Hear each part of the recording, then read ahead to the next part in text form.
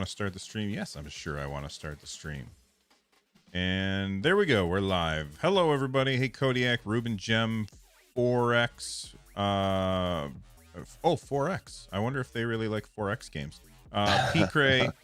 Let's see. Who else? Justin, that Lloyd fella, Sednar, Roger, Goblin Lord, Victor, Ilsium, and anybody else, Jason, anybody else I missed. Thank you very much for hanging out with us.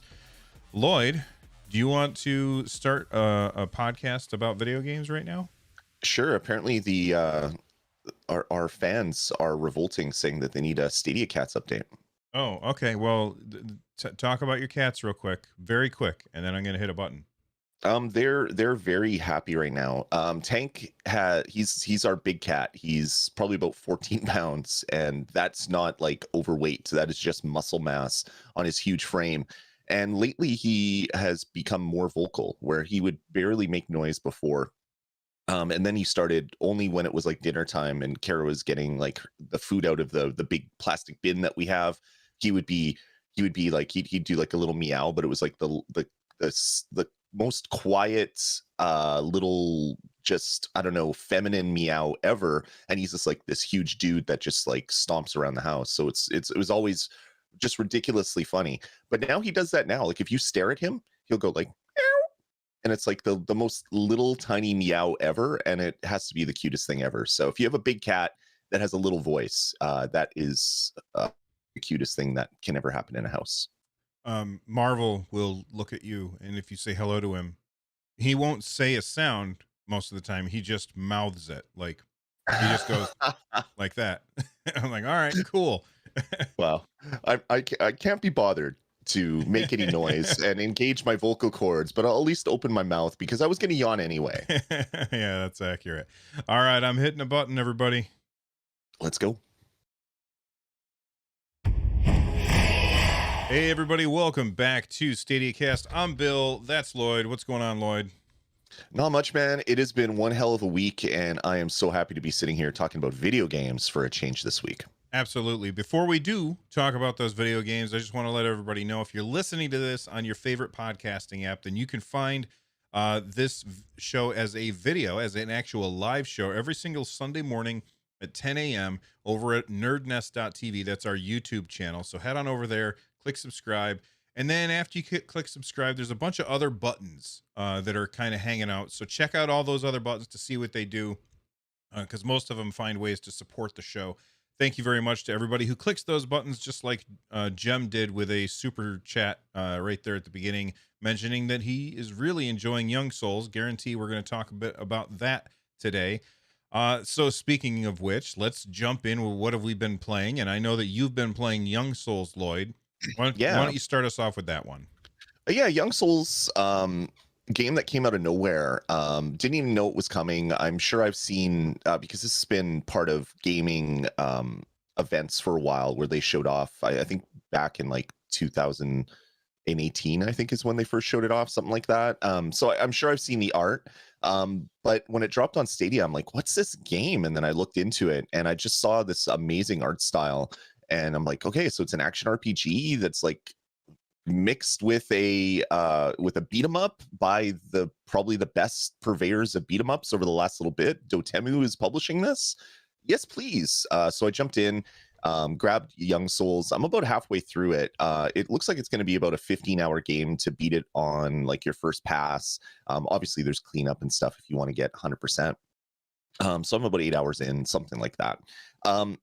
What a fantastic game. So it's an RPG where you play a set of twins. So there's a boy and a girl, and they both have very different attitudes, and they have two different inventories. So as you're making your way through the game, you can change their clothes. That has no functional thing at all. There's clothing that can just make them look different when you're walking around town or whatever. But then there's armor and weapons and sneakers. And sneakers actually have something to do in the game. You can buy sneakers that give you bonuses, which is a heck of a lot of fun as you get a little bit further into the game. But yeah, you control these two characters. You tag them out, so you hit like the left bumper and you'll switch from one of the twins to the other. They each have their own life, life bar, and they also each have lives. So you can go down in a level twice before your character will not come back again. So you're basically trying to outfit both of the twins as best as you can, so that when you're switching back and forth, you don't have one that is like super powered and the other one that is just empty of equipment, because you're going to be switching back and forth to do different attacks. So um, there really is no magic system in the game from your characters, but some of the equipment that you pick up will have the ability to have spells and things like that. So you do damage to build up your mana, and then you can unleash your magical attacks based on what weapon you're holding. So the game really comes down to kind of like just a grind to get better equipment. Because I started off the game, I had some daggers that I really liked and a really good suit of armor. And then as I got into the third of four of the main dungeon areas, I found pretty much the exact same equipment, just more powerful, that had a little bit of different stats. So I think the bulk of the game for me is going through trying to get all the equipment, upgrade all the equipment, and all that stuff as well. Such a fantastic game. As I said, I'm only about halfway through. So far, this is one of my favorite games that I've played so far in this year. I absolutely love it. And when I was doing kind of like one of my videos, I was talking about there was a game called what is it? Battle Strikers, Battle something Night Battle War. Chasers. Chasers, there you go. Battle Chasers Night War. This game isn't really like that game, but it has kind of the same effect where it came out of nowhere. I originally got excited about the art, and then I started playing the game, and that's all I can think about. So when I'm not playing Young Souls, I'm thinking of playing Young Souls. I just haven't had a lot of game time this week to be able to go and play the game. What an amazing title. It's only on Stadia right now. It's a timed exclusive. So if you want to play Young Souls, you have to play it on Stadia, which is pretty awesome for Stadia to have a game like this that a lot of people are enjoying. But I hope more people give it a go because this game is really special. It looks like there is a lot of equipment and upgrade possibilities when you get closer to the end of the game. As I said, it's kind of divided into kind of four main dungeon areas, and the dungeons have kind of these little rooms that you can, after you get to the room and unlock the gate, you can then teleport there at any time. So when you get near a boss battle, if you're not quite strong enough, you can go quickly to any part of the map that you've been to before in any of the dungeons and do some loot grinding, killing goblins and other things to get experience to then level up. And your level up is actually kind of fun. When you level up, you get your base stats increase, but you also get every few levels you'll get like a gym pass, and then you go to a gym to do mini games to Cool. upgrade your base stats and things like that. So this game just has so much going for it. The story is fantastic. I wish it was voice acted because there's some really like smart ass kind of comments that your characters make, and it would be fun to see how a voice actor would have taken that and run with it. But even without that, just the text, it's just been a fun story, and I'm really excited about getting further through and kind of figuring out what kind of happened there, because you have an adopted father who you call the what is it? It's not the scientist. I can't remember what you call him. But anyway, you find out that there's this hidden world, and he's kind of entangled with that hidden world and bringing humans into contact with this other realm. And so I know there's a bigger story that's been woven in this game, but I haven't quite gotten to that part of the story yet. But Young Souls, one of my favorite titles. Professor, there you go. Everybody in the chat room is saying professor. Yeah, that's right. I was thinking more scientist thing, not professor, but yeah, he's a professor. So yeah, I'm I don't know, one of my favorite games I've played this year. I can't wait to beat it. I love it to death, and that is Young Souls on Google Stadia. What a fantastic title. Awesome. I haven't played Young Souls yet, but it's definitely something that I'm looking forward to picking up when I have a little less to play. I played this week really only two games. Well, three. I played Humankind on Stadia. I played Splitgate, which we'll talk more about later on. and I played more making our Dungeons and Dragons campaign, which I'm obsessed with fiddling around with that nonsense. So that's been taking up most of my time. But I want to talk a little bit about Humankind. I okay, I always look at Forex games and I say to myself, you would have a lot of fun with this, but I also have like zero attention span. I don't know if it's because of video games or because of TV, but I had P Craze asking if there's a D&D stream today. Unfortunately, there's not. One of our players has a family thing going on, but um, I I I play Humankind and I want to love this game, but I don't have the attention span to put in the time to really understand all the mechanics behind it. And I feel like it's partly my fault, but part of the blame also absolutely falls on Sega. It's Sega, right? Yeah, okay. Yep. It's Sega for not teaching me the way to play the game, because as I played the game and I did like I'm probably about 4 or 5 hours in. 2 of those hours were like a live stream, so that kind of slows things down a little bit because you read out loud and you talk to people in chat. Um, but in those 5 hours, they've told me uh, I don't know 100 times. We know that this is all overwhelming. You'll understand after you've played a few games. And I'm like, all right, that's great, but one game takes a billion years. Yeah. Playing a few games in order to understand the mechanics is not okay. Like they need to do a better job teaching me how to play. And that's the first thing that I said about the demo. And you know what they say, they're like, some people are like, well, they have video tutorials, Bill. And I'm like, yeah, but don't teach me through a video. That's not how, like, I want to learn by doing it. So Yeah. like, tell me, all right, now click this, now click that, now uh, do this. And as I do those things, tell me how things work. I feel like they hold your hand, and they do have options at the very beginning. It's like, I've never played one of these games before. And that's a lie. I have played one of these games before. I've played Civ, whatever, a bunch of times. I played this, other like space-based ones in the past. So, but Right. but I wanted to see what is it like for somebody who's never played this. And so I sat down, I said, I'd never played this before, and it was very handholdy for all of 15 minutes, and then I felt like they were just like, all right, figure it out. And I'm like, and yeah, they do still have tutorial stuff, but there's things that I don't understand where, like, so I got to like the diplomacy stage Yep. where you meet other countries, I guess, whatever, other civilizations, and you talk to their leader and you're like, all right, hey, how about we don't attack each other? And they're like, I don't think so. And I'm like, "Wow, okay, so you plan on attacking me?" Like, there was no feedback as to what, like, you have these offers that you can make to them and there's no indication of what you would like. And again, the game says you'll understand more of this later, and I'm like, no, teach it to me now so that I can understand it. It's really frustrating because I really want to like this game, but I'm struggling with it.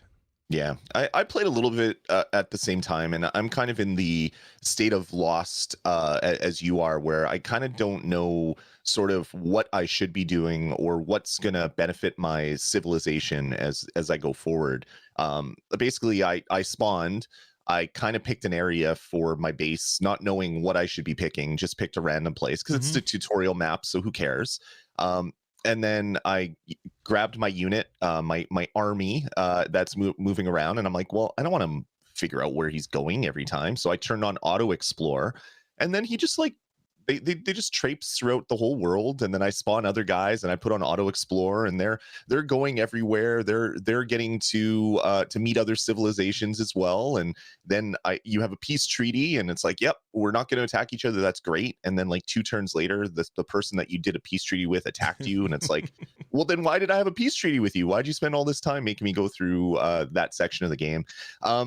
I've tried to play Forex games a lot in the past, and I think what my problem with Forex games is they require a lot of time. And I'm not a person that has a lot of time, but I'm also a person that likes to play all the new games coming out because I do podcasts for Stadia and Nintendo and stuff like that. So I have a vast knowledge of a lot of games, but not a lot of like specific knowledge of a specific title, big like Civilization. I've played Civilization in the past, and I think the only one that really stuck with me was Civilization Revolution because it was Dumb made down. for consoles. It Yeah. was made for consoles, and it was made to be kind of like quick and not pages of text that you have to read through to kind of figure out what you're doing. So I like Humankind for what I think it's going to bring. But I just think right now I don't have enough time to really go through all those tutorials that I really need if I want to have like the best the best setup for Humankind ever, because there's just going to be so much time involvement going through all these menus and text blurbs and videos and all this other stuff, when really it's just my guys randomly walking around a continent and I'm trying to figure out where I'm putting my farms, and it's like, oh, I can build a dam now. Okay, I'm not really by water. Okay, this is a bad place to start off, I guess. So yeah, that's kind of where I got to with Humankind. I think there's a really fun game there, but I think the you have to get through a few layers of wrapping to get to see your Christmas present with this one. Absolutely. I will say this. I like that they are supporting all of the, or not all of the, but some of those Stadia exclusive features. And what I would really like to see from Humankind is crowd choice. So as I'm playing my game, when it comes up and it says, hey, you get to make a choice between these three things, or even let me like bring up my tech tree and select four things and say, hey, chat, figure out what's the next thing that I should do. And yeah, I can go into YouTube's settings and do that manually, but it would just be really cool if I could do that in my game. It would also make it really really interactive with a YouTube stream, which would help promote the game. And on top of that, it would also help me figure out the best way to do things, because people in chat always know more than the person who's playing the game. And I don't know. I think it's really cool, and I like it, but it's too overwhelming to me, and I wish the tutorial was better, which is really disappointing, because if you go back to when they did the demo, that was the biggest complaint everybody said was, teach us how to play more, and it Yeah, seems like they haven't really done that. Um yeah. I, oh, I, and I go well, Alberto in chat says Sega can't tell you what piece of what chess piece you need to move, because the move defines you. I understand that, yeah, but like, I don't know how to say this. I just wish the tutorial taught you how to play. Don't tell me what to do. Tell yeah. me why I should do what I'm doing. And that's the thing that I feel like they're not doing. And I get it. It's a 4X thing, but for me, Yeah. it's like, that's my experience. For me, as I was getting through the kind of early parts of the game, and I was just like, okay, more text, okay, skip, more text, okay, skip. I can't read anymore just to figure out what I'm doing here. And then I got to the part where you have to grab something from a previous society, and that's going to be your new society. So do you want to be Hmm. ancient Egypt? Do you want to be this? Do you want to be that? And I'm looking through all the options, and it's just like, pick this and you get +1 to this little plant looking thing and -5 to this little round circle looking thing. And I'm like, well, what is what does this do to me? Like, what are the long-term benefits, and what are the kind of like the I don't know, the pitfalls that I'm going to run into if I choose this part of civilization to kind of focus on. And I'm like, okay, they're not even explaining that. So this game definitely needs, like, this is a game that someone that likes 4X games buys and then spends 6 months just playing that one game, which is 100% perfect. And I think this game is going to be that deep. I think there's going to Oh be yeah. the super fans that are going to do that. But it's really tough to play a game enough to talk about on a podcast when you need like a 30 hours and a doctorate to kind of figure out sort of how the game goes to then talk about it. So I'm going to play more Humankind for sure. But yeah, I was hoping that the tutorial would have actually been that, where it's not really. It's more of a look at all this fun stuff. We'll explain it later. Don't worry about it. Just click a random button. It's fine. Everything will be fine. Which is not what I expected from the tutorial. Yeah.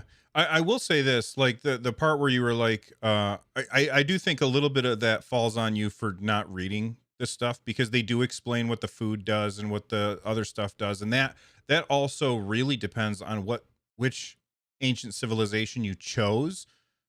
So like I ended up going with an agrarian civilization, and then that means that I get more benefit from the food stuff Mhm. than I do from other stuff. So I think you might have missed something when you were skipping through the Oh. reading, but I don't blame you for wanting to skip through the reading, because it was just wall of text. All right, Yeah. 3 clicks, wall of text, 3 clicks, wall of text, Yeah. which is always, I mean, that is the genre, and Yep. I want to love the genre, but I just can't, and it makes me sad. Well, I read all the wall of text up until I got to the diplomacy part, and I'm just like, this is too much.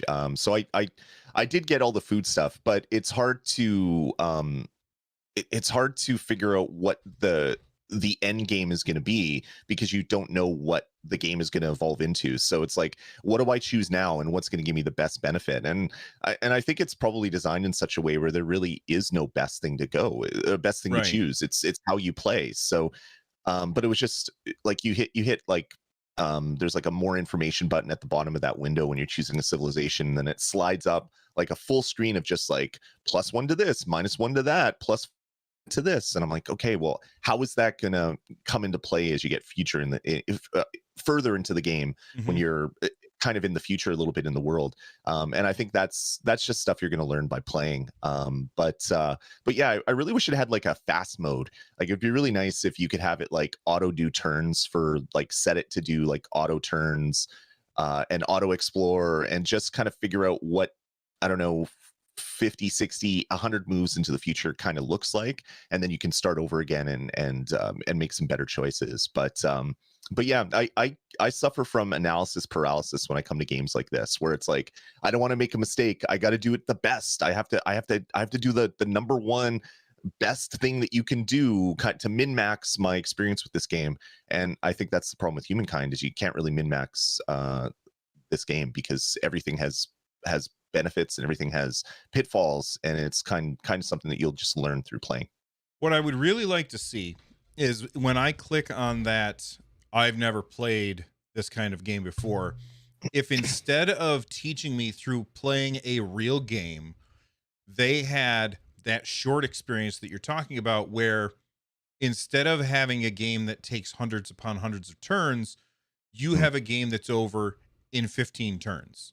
So Exactly. you click this, and then they're like, "All right, now we're going to fast forward 58 turns and show you the results of what kind of things could have happened and explain why." Like, that kind 100%. of thing would be real benefit for new people, because it gives us a chance to see that end game, Yeah.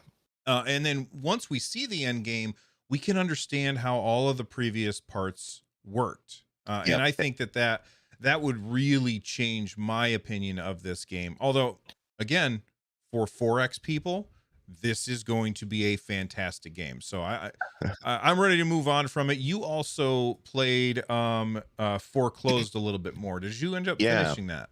I did. So Foreclosed, talked about it last episode, was in love with the art style and the world and the comic aesthetic in this game. The game ends like rather abruptly at like the 4 hour mark, or at least that is how far it took for me to get there. The game, I want to love the game so much. Like, it looks fantastic. The early part plays fantastic, but I think they developed a really cool engine and a really cool idea for a game, but then ran out of story to put into the game. So it kind of just abruptly ends. Hmm. So still really enjoyed my playthrough. It's a game that I'm going to go back through and play again. But I found near the end of the game, there really is no AI on the enemies. So you put your head into a room, you see 4 or 5 little warning flags pop up, because those are the enemies, and then you kind of just back out of the room, and you can kind of see them through the wall. And so you can kind of just strafe around the corner, headshot, back up, wait for them to move around a little bit, strafe around the corner, headshot, come back.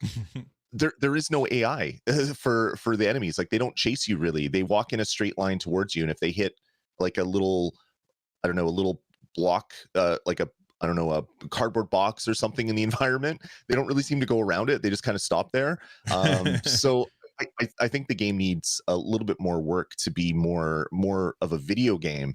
But from a story standpoint and just the aesthetic, I love the heck out of Foreclosed. So while I was really positive last week before I got to the end, I'm a little less positive on it. I think it's a good like 6 out of 10 kind of game if you're looking for something like that. But really, the art style and the comic aesthetic, I want to play like a 15-hour game, 20-hour game from these developers using that engine, because it is really good. I want to watch a cartoon Yeah. that has that art style. I love how they drop into. I haven't played it, but I love how they drop into like the comic book aesthetic with the panels and everything. I think it just looks absolutely fantastic. But it's a little Yep. disappointing that they ran out of story and the AI Yeah. is disappointing. It's bad mojo in chat is saying Bill always says it's nice to have shorter games. I say that all the time too. I love short games, but this was, I think, a little too short. It wasn't short because it was a full experience. I think it was short because they either ran out of time, or maybe the story that they wanted to tell, they developed a bunch of systems that maybe weren't really needed to get from point A to point B. So a little bit longer for Foreclosed would have been good, but it's a fantastic title, but short and has some problems with the AI and things like that. All right, moving on. We talked about two brand new games that are on Stadia this week, but there's another big game on Stadia this week, Madden 22. I didn't play it. Did you play it, Lloyd? It comes out on the 20th, right? Is that when it dropped? I think Or so. Yeah, or it's out. is it? Yeah, August 20th. Yeah. So no, I haven't had any time. I don't even know what date of the month it is, because things are really bizarre. Oh, this is a pre-order, isn't it? Isn't it? No, this No, isn't. it's out. I'm looking on the store, and there it is to buy. I was like, why? Where's the buy button? It didn't go. I was looking at the wrong thing on Stadia. It looks really good. Like, it really does. Not a game that I have played, unfortunately, but I'm really glad to see it on Stadia. Absolutely. I did see some people complaining that there's not enough online people to play it, which Mhm. sucks. It's predictable when you don't have crossplay and you're dealing with a new platform. I really wish EA would bring crossplay to all of their games so that we wouldn't have to worry about stuff like that. But moving on anyway, um, on This Week in Stadia, they talked about Humankind. They talked about Madden. They talked about Young Souls.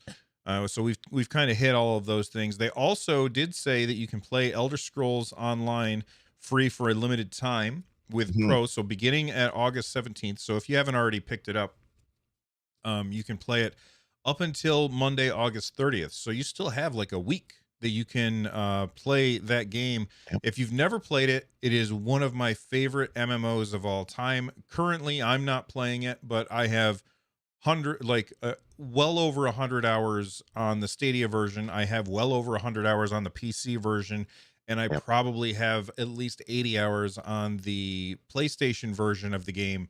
It's incredibly fun, and if you haven't tried it, you should try it. Most people who are listening to this show probably were subscribed to Stadia Pro when it came out, and you got a free access to it. But if you missed out the first time around, now you can. And then if it turns out that you really like the game, you can pick it up for $8 for the standard edition, which Yep. is a stupid amount of content.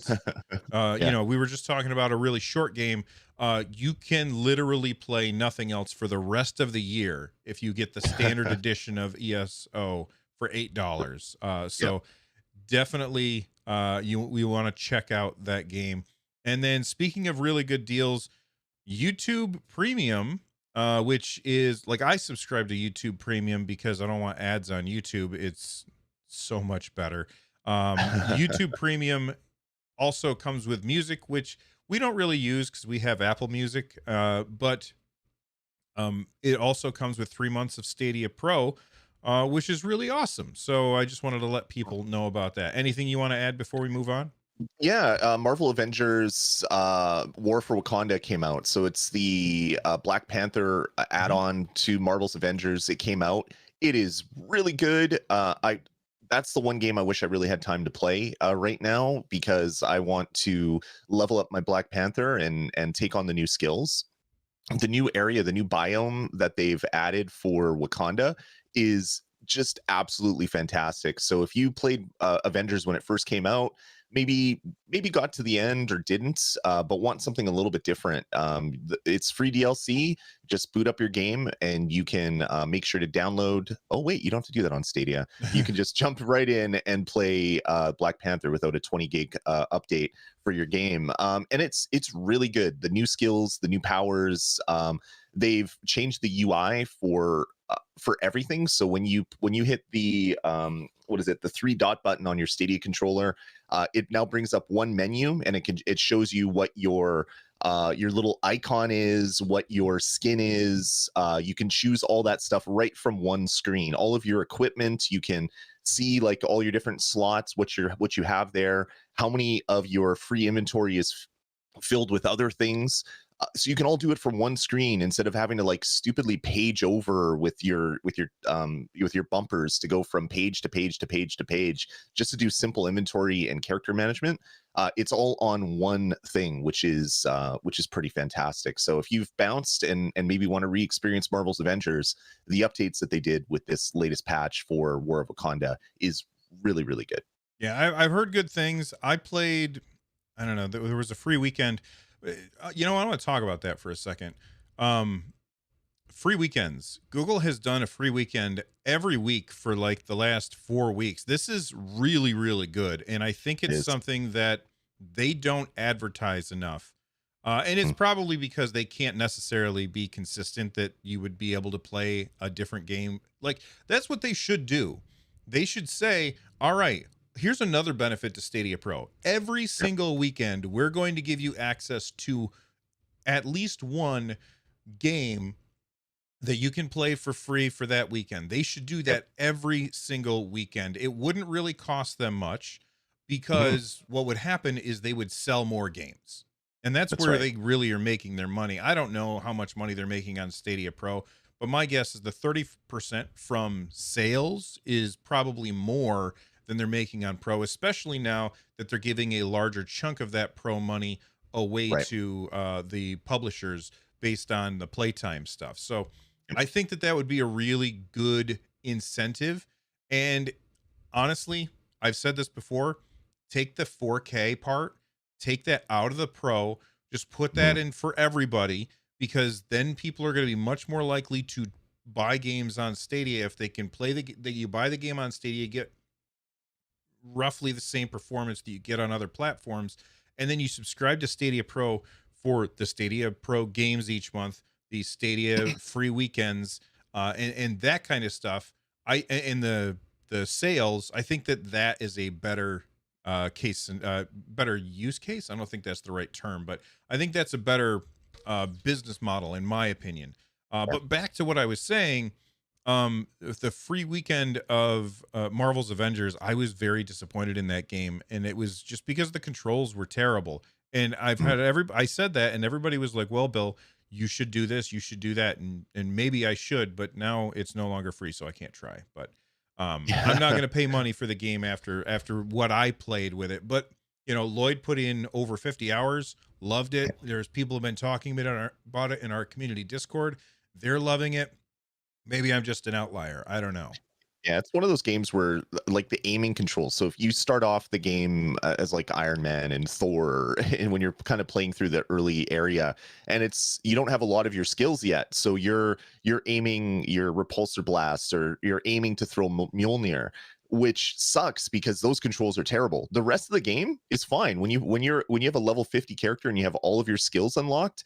The controls are fine, but the early part, yeah, you definitely feel the control issue, especially like during that flying part when you're going over the bridge Hmm. and fighting Taskmaster, and I'm just like, oh my god, this is so annoying. I just want to aim at this person. But yeah, you don't really get into that when you get further into the game. But I wonder how many people it scared away, like you, Bill. Probably a fair number, I would assume. Yeah, you know what? That reminds me of a game that's angrily not on Stadia. Final Fantasy 14. When you first play that game, you have like two abilities. And so you go into combat and it's really slow. But then when you're playing at like level 30, you've got like you got a whole bunch of different abilities.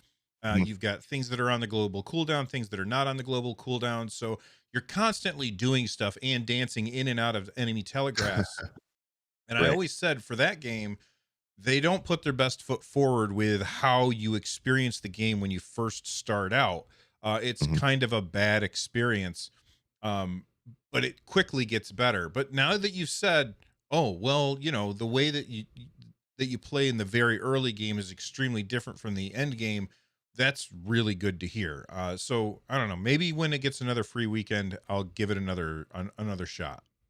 For sure. Yeah, it's definitely worth playing if you're a Marvel fan just for the story. Like the story is really good, despite the gameplay.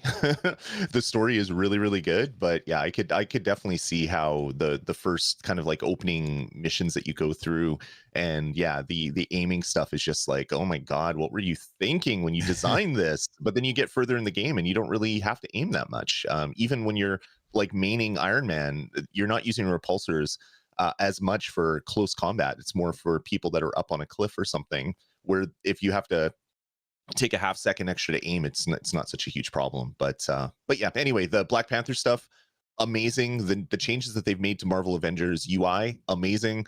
We'll see if this brings a new player base in. Otherwise, I'm kind of scared that this game is going to shut down since it is games as a service or software as a service for this title. I'm a little worried, but hopefully it's around enough that I can experience all that Wakanda has to offer. Yeah. All right, let's move on to I guess what's our main topic for today, and we'll see. I didn't expect for us to talk about that stuff nearly as long as we did, but Apple and Epic are like suing each other because they're billionaire companies, and I think they're both being kind of tools. That's not. I don't have a dog in the fight, one way or the other. Um, I just want what's best for the consumer. But one of the cool things from this lawsuit is all the interesting um, tidbits of information that is now getting leaked out. And one of those is this 70-page slide deck from Google talking about their plans for games. Now, I read through this multiple times, which is easy to do because a vast majority of this thing is redacted, like just black boxes covering up everything, Right. because it's not pertinent to the lawsuit. So the lawyers are like, please cover that up. So when you release this, it's not important for the lawsuit, and it doesn't give away our company secrets or whatever. But there's some stuff in here that is really interesting. So I went through and I found the different slides that I wanted to talk about. And the first one is this really weird picture of what I would say are essentially Google's Joy-Cons. So Google has this sketch. And there's Mhm. some people who are like, this is all fake, and I don't believe that it's fake because this is evidence entered into a lawsuit. It's real evidence. I don't think that this is a made up thing and then the lawyers got fooled. So uh anyway, they have this screen, it says play on any screen, and they have these two Joy-Cons where I should have grabbed my Switch. So they got these two things that kind of look like Joy-Cons, but they have both of the sticks at the top, Mm. instead of having them offset. And then they've got like this, you can snap them onto the side of your phone, and then when you're done, you take them and you put them back to back, and then they slide into like this little case, which that's a really good little portable sized controller, which is a lot better than, say, I'm not a better controller, but for portability, it's a lot better For than trying sure. to carry around an actual controller like that. Yep. That's very interesting. What are your thoughts about this design, Lloyd? Well, at first I thought, well, they're just mocking up some stuff about how you could play video games, and then I'm like, wait a second. The second row shows like sliding Joy-Cons together and locking them in and putting them in your pocket. So that might have been their first idea for what a Stadia controller was going to be. Was just this little device that you can put in your pocket, and then you can slap it onto the edge of your phone like it was a backbone or a Razer Kishi or something. I'm like, I kind of wish Google made that, because that would have been super awesome to use. But yeah, very very interesting, and it shows that obviously the design ideas for Stadia was, we want every device, every TV, every screen to play our games, and they went so far as to try to design something that would just quickly jump onto a mobile phone, which I love. Yeah, and then if we go to slide 33 for this, this was one that jumped out at me. It's not super, like, there's no real information here, but it says roadmap 2025. And then, as you go through the subsequent slides, it's mostly blacked out. You can't see anything on theirs, but it says roadmap 2025. So now we know that when they were working on this document, by the way, it was in 2020. You can see it from timestamps from conversations that are within the PDF. They have at least a 5-year plan. And, Mhm. there's some people that are going to be like, well, but that 5-year plan didn't include shutting down SG&E. And that's true, but it also didn't include the pandemic. So I think Right. that basically Google has said, well, we're going to make a pivot based on these changes that have happened. And I think that they've made the right pivot. But it just shows that, they had a plan out to at least 2025. So everybody who's constantly saying, the Google graveyard and has Google killed it yet? I don't think Mhm. that's happening. That's a regular, starting in 2019 and going to 2025, that's a pretty decent console life cycle. Although keep in mind, they can always update this. You don't have to buy anything new, and it turns into forever gen instead of next gen. What are your thoughts on that, Lloyd? 100%. I got to bring your attention to slide 39, which is my favorite slide from this whole document. It's a big blacked out square with with the contra code below it, the Konami code, up up down down left right BA. It's like, what was on that slide that you had to redact that you had the Konami code for? I want to know what that is. Everything else in here I don't care about. I just want to know what that one slide is about. But yeah, back to what you're saying. Yeah, it's SG&E obviously threw a wrench into things. They decided to go one way. It didn't work. They decided to cut their losses and pivot and focus in this other area. That's we know about that. We don't have to bring that up every single time that Google's talking about the future. But what this document does show is that they have plans. They know that you have to start off by getting it into people's houses, and then you pivot this way and you do this and you add this and you do that. Stadia wasn't just someone using their free time at Google to say, "Hey, what if we could play games on our cloud servers?" That's not what Stadia is, and hopefully documents like this will start to, I don't know, get rid of that that idea, that thought that that's what Google's doing. But yeah, seeing vision or roadmap 2025 makes me kind of smile a little bit. All right, and then fast forward to slide 56. They have this. This is something I really want to happen, and I wish that they would do it faster. They call it YouTube Plus Play, Watch, Play, Reward Loop, and they say loot drop rewards, launch and expansion to additional creator types, integrate Yeah, into lifecycle promotion tools, beta slash pre-registration. Basically saying let's leverage what we have with YouTube and get it to help us with our gaming priorities. And I yeah, think that is something. I mean, we already see a lot of this stuff, these drops and stuff on Twitch. Lots of yep, games have drops on Twitch. We don't see that kind of thing on YouTube, which means a lot of people don't. I mean, look, there's tons of people streaming on YouTube every day. I'm one of them. Like, we stream on YouTube. It is our platform of choice. But there's a lot of cool stuff that happens on Twitch that doesn't happen, and YouTube has the ability to make a lot of that stuff happen, which yeah. can amplify these games and get more people interested. So I definitely think that this is something. I'm glad to see that that Google is talking about this. Yeah, 100%. Drops are huge. I watched Fortnite FNCS coverage this weekend and last weekend just to get a stupid little cosmetic in Fortnite. Like, uh, Google has done it on YouTube. Back in like the first FNCS, if you watched on YouTube, you'd get like a back bling and all this stuff.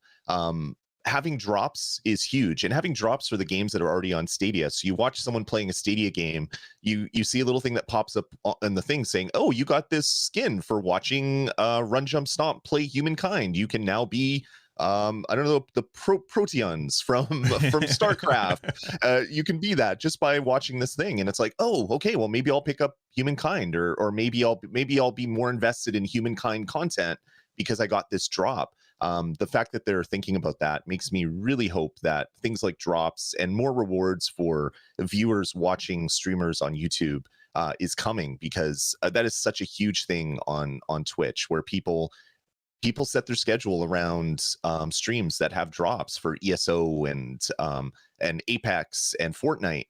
Having that stuff on YouTube and baked into Stadia would be really great.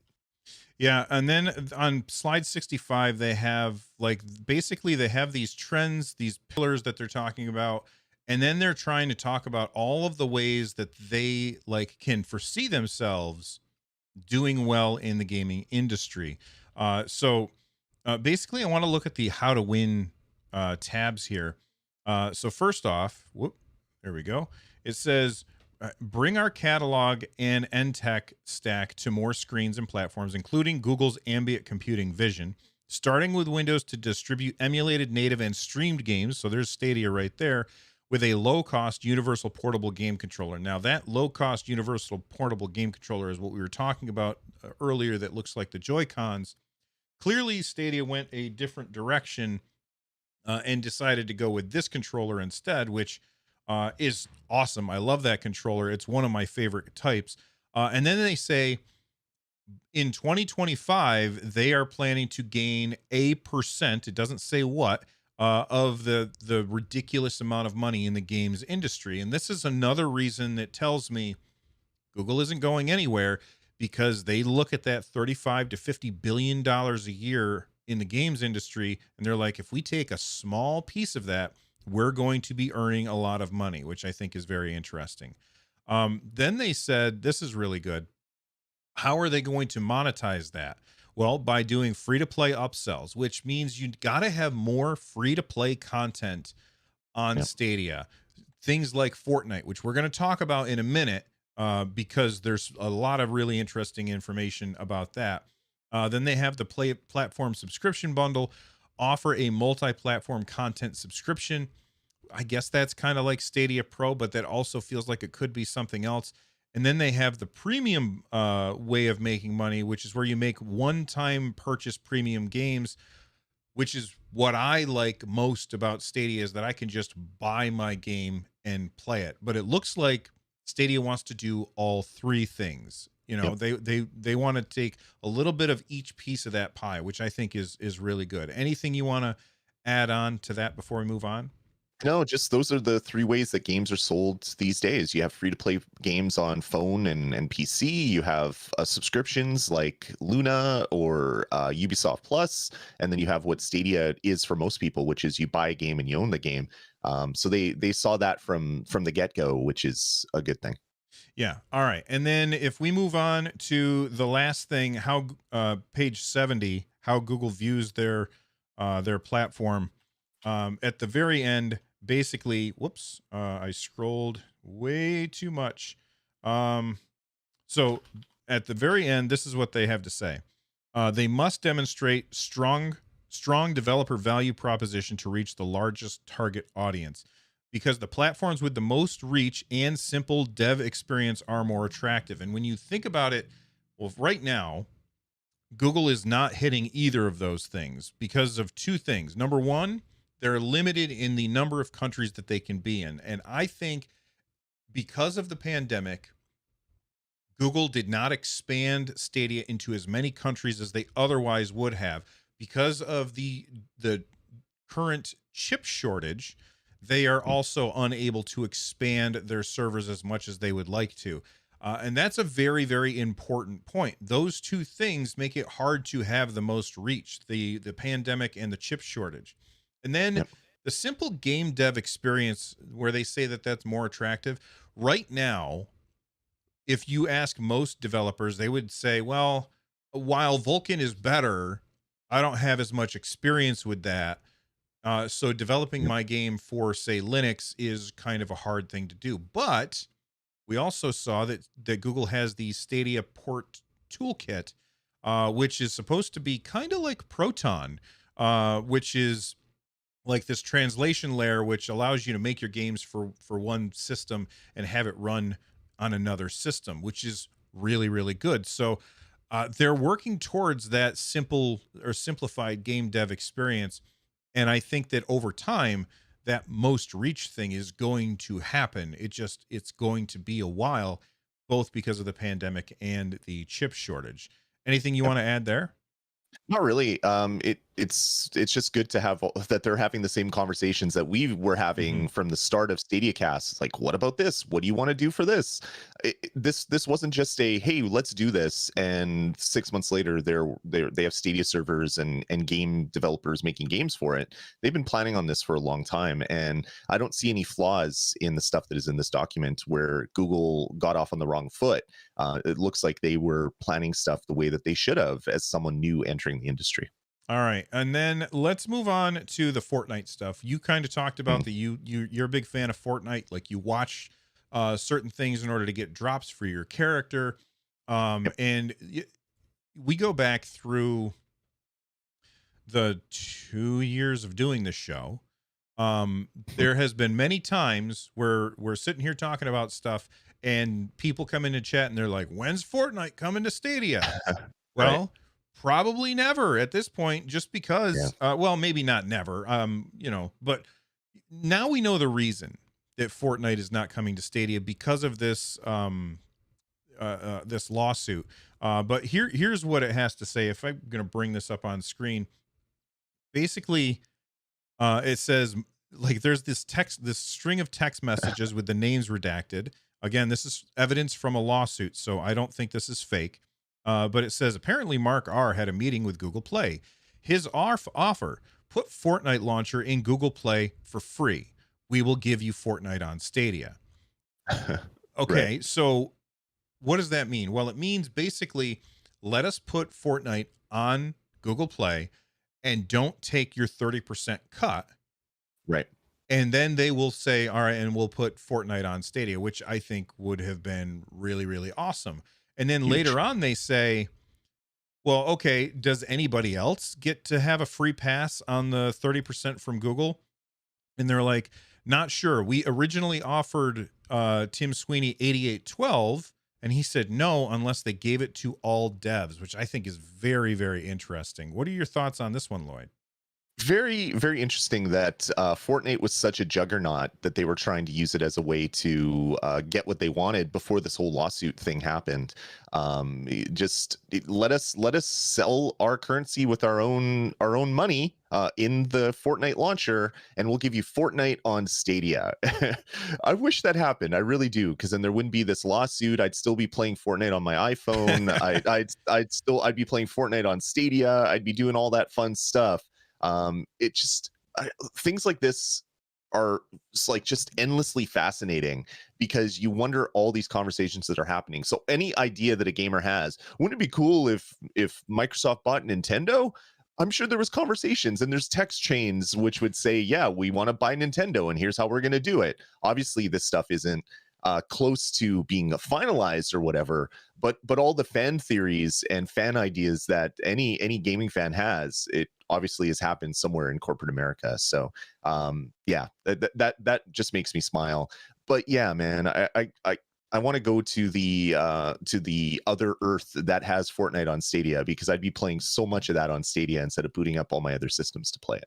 Yeah, I saw there's a whole like that whole text thread is filled with very, very interesting stuff. Yeah. It's not all about Stadia, but there's like Like there's one of them is constantly saying, "I don't understand why we hate Apple so much," and then the other one's like, "Well, we just do." So like that kind of stuff is really weird. But if you want to read more about it, I'm sure that I can. Lloyd, if you can grab that and drop it into the chat. The text What? chain one. Yeah, yeah, that'd be Yeah, great. All there you right. go. Moving on. We have somebody asked the developers of Splitgate if the game was coming to Stadia, and here's what they had to say. Actually, before we talk about that, I want to tell people what Splitgate is because I saw this and it reminded me that my son had told me about this game, and then I found out that there was a free to play game. Which, hey, Google, you should you should reach out to Splitgate on this and make things happen. Um, Yep. but it's a free to play game, so I downloaded it on my Xbox and I was playing it a little bit, and wow, it is fun. So it is Portal with guns. So if you ever played Portal, where you shoot a orange portal and a blue portal, and you can walk through those, it is a multiplayer Portal game with guns, and it feels very much like the old late 90s, early 2000s multiplayer shooters, which I loved back in the day. I really, really like this game. But uh, Splitgate Dev was tweeted at, and they said, our down the road goal is to get Splitgate to be on every viable platform. Everyone knows that we're on PC, Xbox, and PlayStation, but we also natively on Linux. This is a big deal because, fun fact, Google Stadia runs their games on Linux. Don't hold your breath yet, but one day. So that whole don't hold your breath yet is basically them saying, look, game dev takes a long time. And it's going to take a while before we get our stuff, like before we get it on all platforms. But they're planning on bringing it to Stadia, it seems like. Plans Right. can change, but it seems like. And this is a game that should be on every single platform because it's incredibly fun. Have you played it yet? Sure. I did accidentally. There was a free perk with my Xbox Game Pass. You get something in Splitgate, so I downloaded that perk, and it somehow downloaded the game and then started it randomly when I was doing other things on my Xbox. And I'm like, well, what is this Splitgate thing? I just wanted the whatever, the stupid T-shirt or whatever the heck it was for the free add-on. And I jumped in and I'm like, oh, so it's Portal with guns. And then you just said it's Portal with guns. So that is exactly what this game is. It is, and it's really fun. If you haven't picked it up yet and played it, it's free. Try it out if you have a device to play it on. Otherwise, Mm. Google, you should reach out to Splitgate's devs and say, you know Yeah. what? We have people who are really good at porting games to our platform. How about we send you a team of engineers and make that happen? I think that would be beneficial to everybody. Yeah, yeah. More games like this, the big like kind of multi-platform free-to-play games like this need to be courted by Google and just have them by default on Stadia for people that don't want to buy a gaming PC to play these games. Just have it stream on Google for all these games. I don't know. I know you're in lawsuit with Epic right now, but try to get Fortnite, like anything like that. Those games, Apex, Call of Duty, Warzone, any of the big free to play multiplayer games, having it on Stadia would just be huge for the platform. Yeah, I was curious, like, because I haven't played Fortnite in forever, and like my son doesn't really play it anymore, and I was curious how like popular it still is because, and I don't Yeah. go on Twitch regularly anymore either because I don't like their business practices. But I loaded up Twitch this morning just because I wanted to see, is Fortnite still really really popular, and it was still in the top row. It Yep. wasn't number one, but it was in the top row of the most played or most watched games right now. So it's still massive, and you got to get a piece of that, Google. So I don't know. When they said, let's offer them 8812, and Sweeney said no unless you give it to all devs, then give it to all devs. Although, Yeah. hey, they kind of just didn't they? Did they? Oh, Sort of. Sort of. because they just changed their split like Yep. I don't know, 3 weeks ago or something, and they changed. Was it 8812 or was it something? I think it was 8812. I think that's kind of what Yeah. every main store is doing now for like the first X million dollars in sales. So it really benefits the little guy, not so much the big companies that are out there. Although I will say that it looked like Microsoft said no to 8812 at some point. Like they were like, we're not going to do that. So I don't know. I'm not sure. I think I All just right. remember reading that in the. 8515. Roger says in the chat room, 8515. Oh, Yeah, okay. that seems more normal. But yeah, it's I don't know. Stuff like this is just super fascinating. Whenever there's large companies fighting each other in court, all the stuff that comes through Discovery is just so fascinating. Sadly, most of the stuff that they talk about that is in this Discovery isn't redacted because it's not happening. If it was That's happening, it would have true. been redacted. All right. The last thing that I want to talk about before we get out of here is this. I've seen this happen too many times, where a developer says, "Hey, we submitted to Stadia and we haven't heard anything." And Yeah. the Art of Rally, which I don't know anything about this game, they tweeted that out. Or no, they didn't. PSX Reviews and Guides tweeted this because they emailed the devs about this, like, "Hey, get your game on Stadia," and they're like, "Yeah, we submitted a while ago, but no one got back to us." What is that? Why? Yeah. Like, they should have a dedicated team of people that is their only job, is to court devs to get their Yeah. games on Stadia. And when you have devs reach out and say, "Hey, I want to put my game on Stadia," and then you don't say anything to them, like, that's crazy to me. Yeah, it's really weird, and you gotta understand the people that work at Stadia that are in charge of finding new games and making these deals. They probably get like 1,000 pitches a day from someone that just downloaded. That's Downloaded true. Unity. They're using one of the free. Not free, the one of the games that you can buy from the Unity asset store, which is basically like a full game, and they changed the title graphic, and then they're like, yes, I want to get this on Stadia. So they're getting a lot of garbage mixed up with the good games.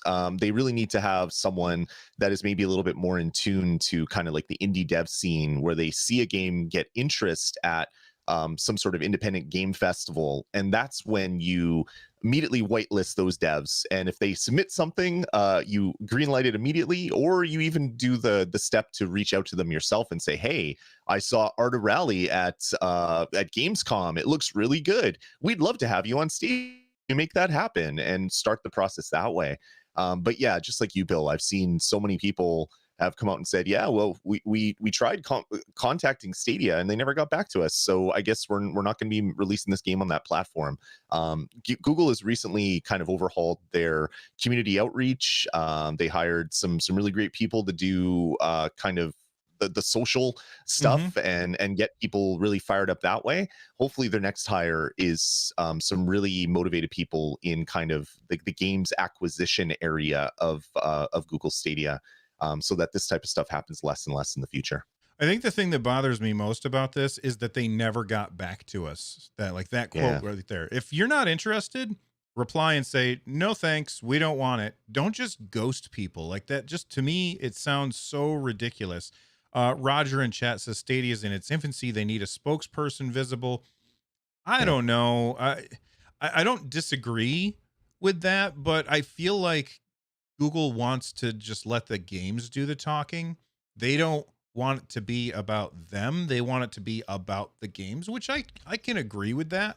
And like, having a spokesperson is great, but like, a lot of times their hands are tied about what they can and can't say, because contracts say that publisher gets to say this and publisher gets to do that. So I don't know. Right. I just wish that, like, this feels like Nintendo during like the Wii U era, where they were like, "Hey, guess what? We're just going to ignore you most of the time, devs." And but then during the Switch era, they actually got somebody whose only job is to Yeah. talk to devs about getting their games on the Switch. And like, there's a bajillion indie games on the Switch now. And we both record Nintendo podcasts, and I Yeah. guarantee that you have probably said this on your show, and I've definitely said it on mine. There's too many games on the Nintendo Switch at this point where you can't find anything good in the eShop because there's so much garbage. And Yeah. like, that's a good problem to have in a way. Yeah, it's you're kind of damned if you do, damned if you don't as a platform holder.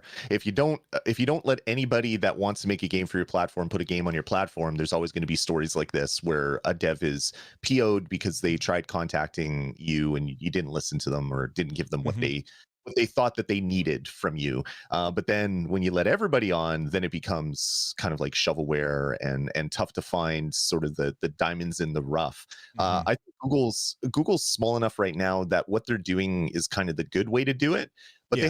they have to listen more to independent developers that have put out games in the past and that have a game that is already if I'm an indie developer and I was approached by both Nintendo and Microsoft to release my game on your platform, that should immediately pass all the layers of red tape on Google Stadia, and you Hmm. should immediately get access to a dev kit because you don't have to get a dev kit; you just have access to the online dev kit. So people that have contracts with other companies to release a game, that should immediately be greenlit for most stuff on Google Stadia. And then we'll get all these indies that are going to drop day and date across all the industry, which is great instead of the Stadia version coming 2 months later because Google's like, oh, that game's really awesome. We'd love to have you.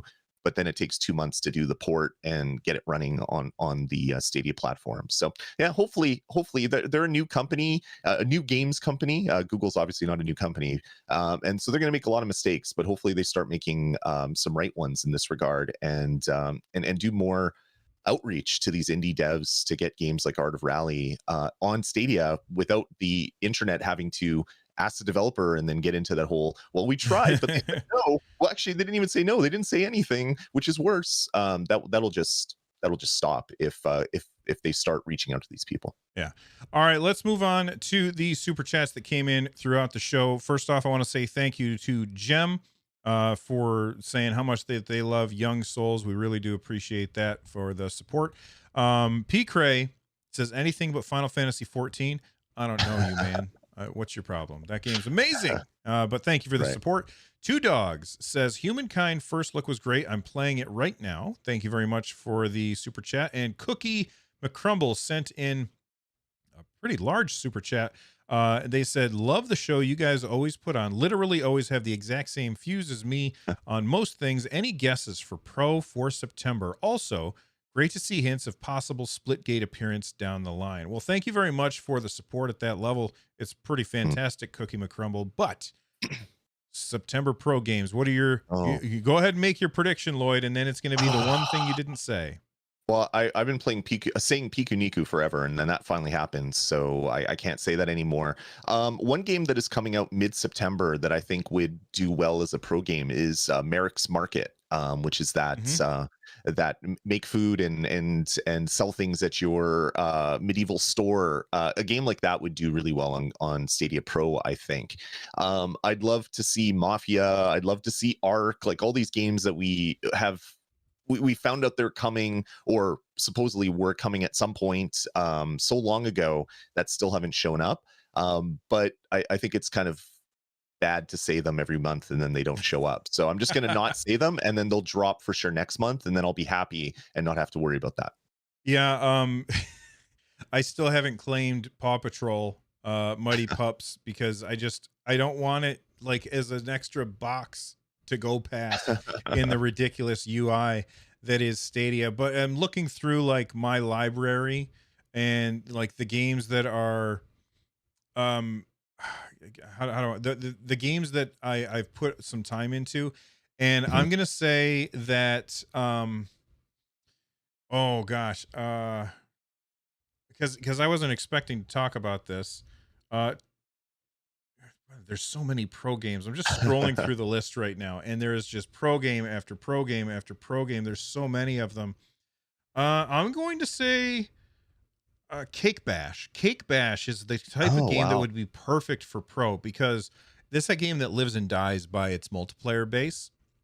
And so getting Cake Bash to be having a larger population, it's like Mario Party, but without the board game part of it. And so I think that that would be a fantastic pro game. I also think Celeste would be a really good pro game. That Mm, game's amazing, and I feel like a lot of people would really really enjoy that. And yeah. finally, I'm going to give one more one more example as I scroll through. Saints Row the Third remastered, not because I love that game, because I've actually haven't played it very much, but because I think that, you know, it's an older game, and Yeah. it's definitely something that people are excited about when it came. So I think it would generate a lot of excitement when if it came to Stadia Pro. So there's my, I don't want to say predictions, but I think it Mhm. would make a lot of sense. Lastly, we did have one more super chat that came in. P. Cray sent in and he said, "Real gamers play Paw Patrol." Well, apparently not this one. I downloaded it. I haven't booted it up yet, or I claimed it. I always say download because I download it to my library because I've been using that word forever, Yeah, which isn't a thing on Stadia. So I know every time I say download, you don't download on Stadia is either a comment that's on fine. the live stream or the YouTube video. Keep saying it. Um, I'm gonna keep doing it just to to I don't know, have comments, I guess is what we're gonna do. But I did claim that game. I haven't played it yet. People are saying that you need to do a first look or a stream. Maybe that'll be a stream in the future once my work settles down a little bit. Maybe I'll chill out with some Paw Patrol. Not me, man. No, thank you. I am uninterested. All right. And Lord Vivek is saying Cake Bash is also PC crossplay. That's true. But you know, more Good. is better. More people That's right. playing is always better. All right, Yep. that's it for this episode of Stadiacast. Thank you very much for hanging out with us, Lloyd. Why don't you close out the show? All right, everybody. Thanks for joining us for yet another amazing Stadia Cast podcast. No, that's going a little too crazy. Anyway, have a good week, everybody. We'll talk to you next Sunday.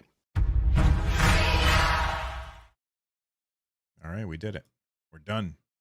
Awesome. I played Paw Patrol with the kids. It's more fun than I'm willing to admit. I did ask my daughter. She's obviously older than the target demographic for Paw Patrol if she wanted to do a first look, and she got like red cheeks and a little embarrassed, and she's like, "No, that's a kid's game." And I'm like, "Oh, okay.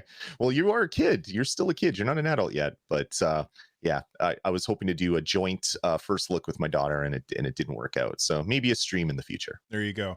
All right, everybody. Lloyd and I have to go record another thing, so we're going to get out of here. But you are all awesome. Thank you for everybody who hung out with us during the show. Thanks for hitting that like button. It really does help. And thanks to all of the super chats that came in and the members throughout the week. You guys are fantastic. We're going to see Definitely. you guys. Stay awesome, everybody. Later, everybody.